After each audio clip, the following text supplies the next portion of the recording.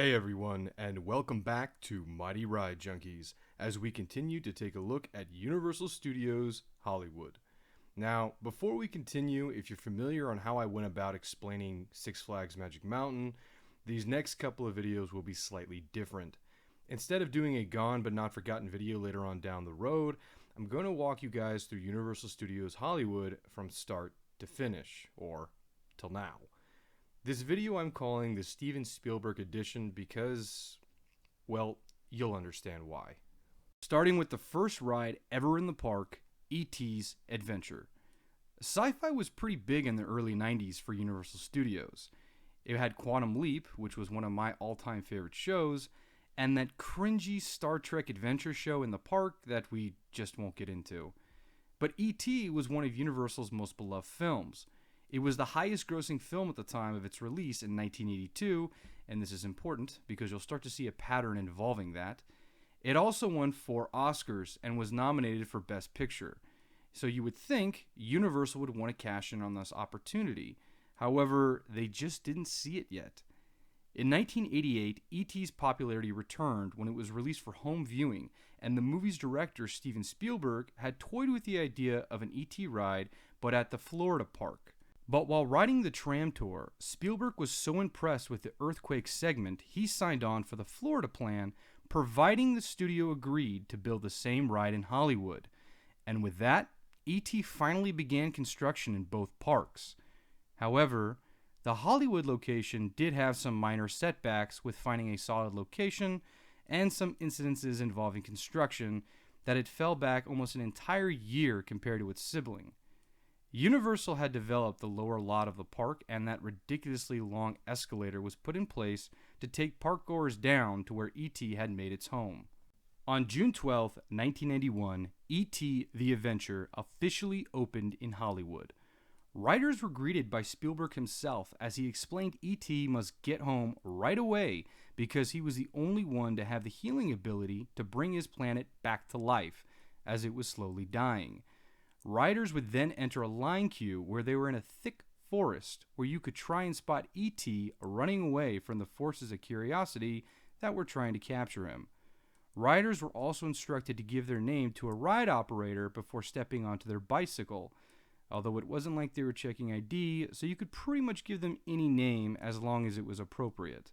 Once 12 bicycles had locked in their lap bars, it would depart and take you on a dark ride that pretty much had the same story as the movie, running away from NASA and law enforcement agencies to try and get E.T. home.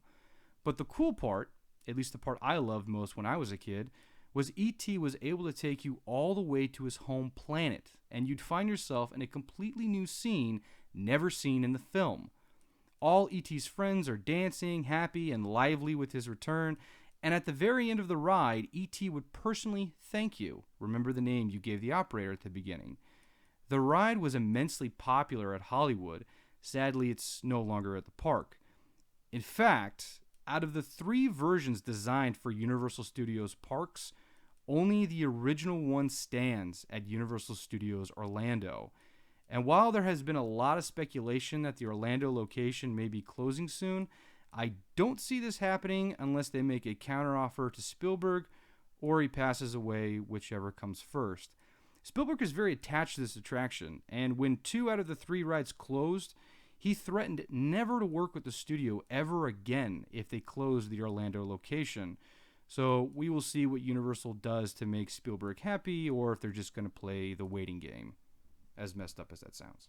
Unfortunately, E.T.'s closure had nothing to do with the attendance of the actual ride, or even technical difficulties. The park was battling attendance issues altogether and wanted to add a thrill ride. Due to the Hollywood location focusing more on making movies instead of rides for the theme park, there was little room left in the park area, which forced the park to shut down E.T. and replace it with Revenge of the Mummy. Ironically, Universal Studios Hollywood today has finally been embracing the theme park title and has slowly been taking away old studios to make room for more lands and more rides. What Spielberg hadn't realized is he had set a plan in motion with the approval of the E.T. rides.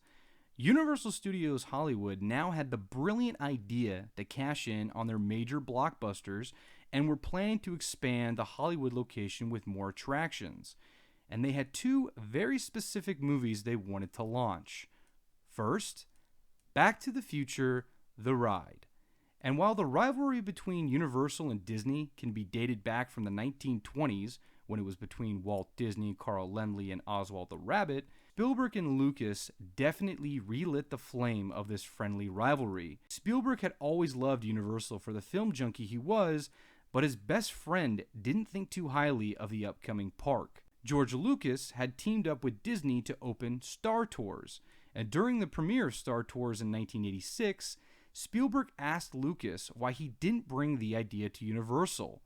Lucas's response? Universal could never do a Star Tours. So basically, the rivalry between Disney and Universal is because two billionaire friends wanted to make their movies into rides. Talk about big heads.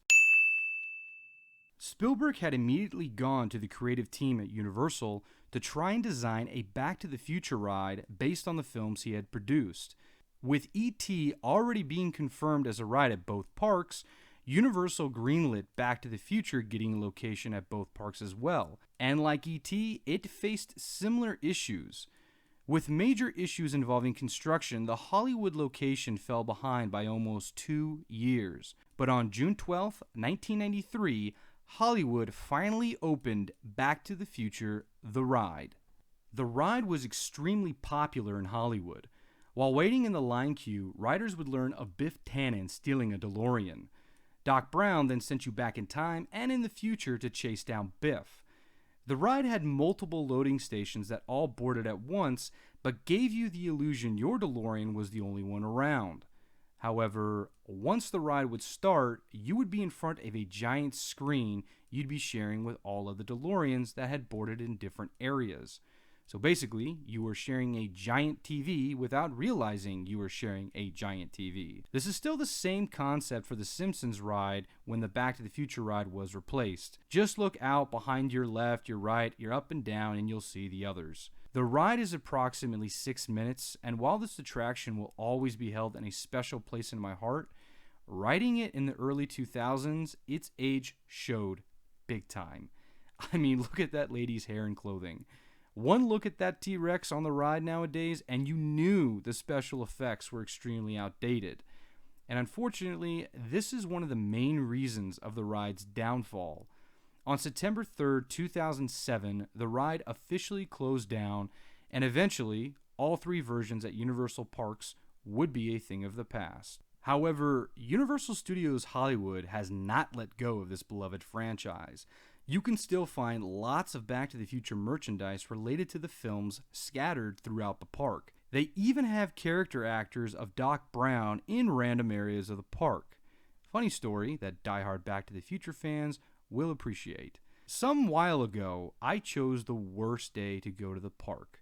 Not only was it packed, thanks Harry Potter, but it was pouring down raining. And I was in those electrical carts I like to make fun of so much with a broken leg.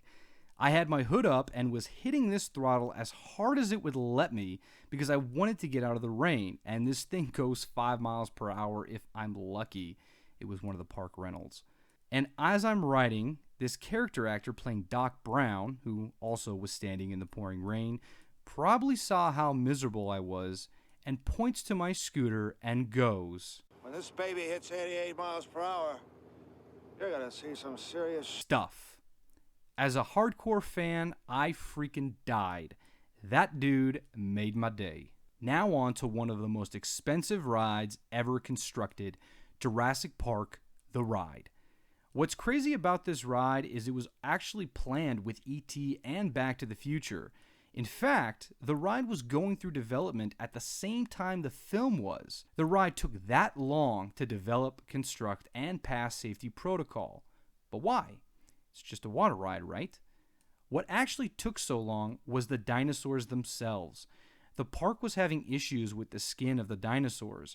Originally using the same formula that made the skins of the dinos in the film, the constant contact with water and weather elements weren't even letting the dinos last a week before becoming robo-dinos. This is what greatly held up the opening of the ride. Eventually, the geniuses at Universal developed a very expensive formula to make the skin of the dinosaurs last 400 times longer than the normal skin. This formula is such a success that Universal hides the formula in a vault. Hey, who could blame them? Because of the complexity of the ride's animatronics, this ride is also one of the most expensive rides to refurbish. On June 21st, 1996, Jurassic Park The Ride, or Jurassic Park River Adventure, finally opened. Riders would board a boat that would take them through 1,900 feet of track of peaceful inhabitants of Jurassic Park before realizing that not all was well. As you approach the raptor enclosure, you would see evidence that suggested the dinosaurs had broken out. And if you look closely, you'll see the first set of victims were Disneyland fans. Remember what I said about the neighborhood rivalry. This is something Universal has done a handful of times at their attractions at different parks.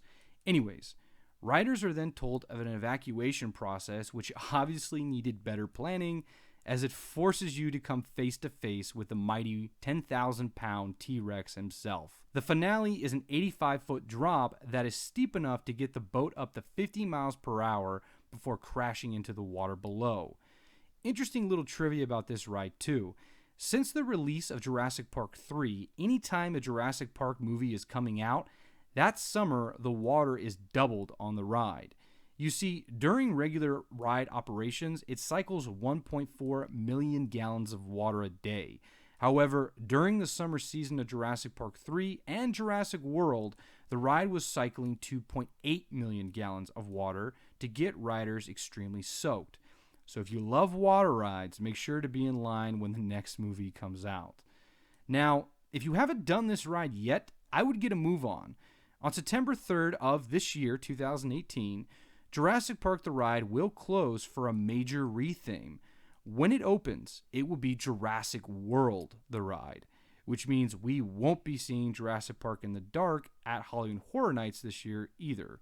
But more on that and the new Jurassic World ride in a different video. But for now, I'm going to depart you as I've reached the conclusion of the Spielberg edition of Universal Studios Hollywood. I will return shortly with another video of Universal Studios Hollywood, so until then, take care and be safe, my friends.